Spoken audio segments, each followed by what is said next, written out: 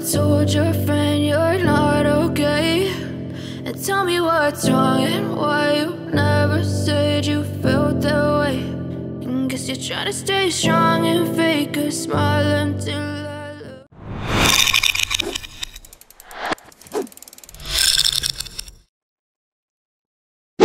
Prediksi pemain timnas Indonesia di Piala AFF 2024.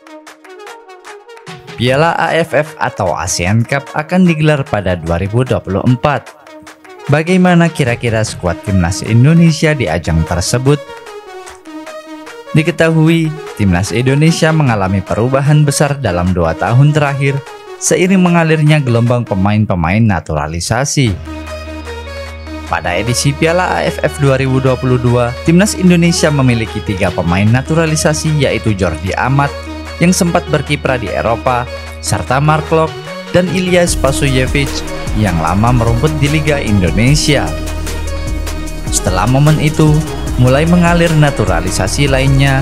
Sandy Walsh yang sebenarnya berada satu gelombang dengan Jordi Amat, lalu ada pula Shane Patinama, kemudian Ivar Jenner, Rafael Strijk, dan Justin Hubner yang awalnya dipersiapkan untuk Piala Dunia U20. Naturalisasi terus berlanjut dengan kehadiran Jay Itzes, Nathan Joaoun, Ragnar Oratmangun, dan Tom Haye.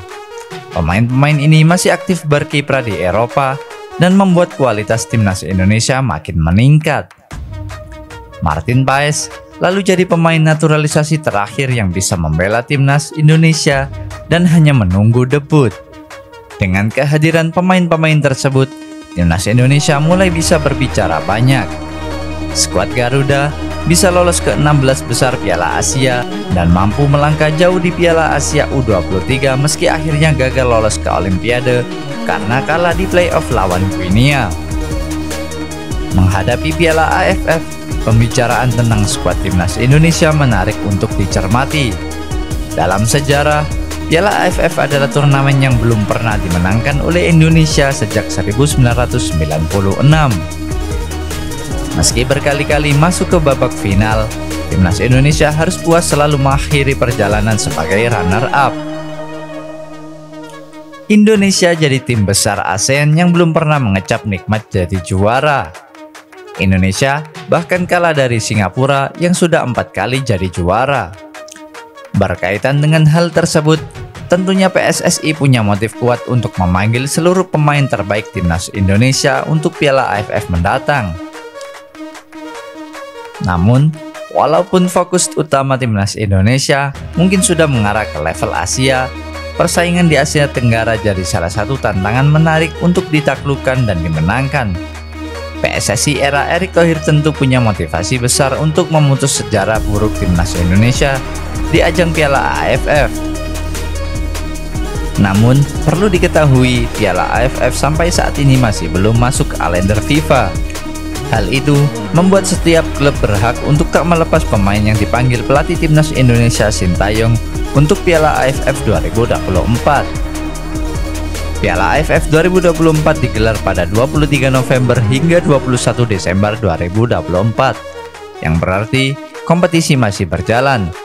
Itu berarti ada kemungkinan para pemain diaspora takkan memperkuat timnas Indonesia. Berbeda cerita dengan para pemain Liga 1 yang mungkin bisa diatur jadwalnya oleh PSSI, sehingga ketika Piala AFF 2024 berlangsung, kompetisi Liga Indonesia tersebut bisa diliburkan dan Sintayong pun bisa memaksimalkan para pemain lokal. Diketahui, timnas Indonesia juga punya beberapa pemain naturalisasi yang bermain di Liga 1, seperti Mark Klok, Ilyas Pasojevic, dan Stefano Lillipali. Akankah ketika pemain tersebut dipanggil timnas Indonesia yang digadang-gadang sebagai pemain lapis kedua untuk bermain di Piala AFF 2024? Menarik untuk dinantikan.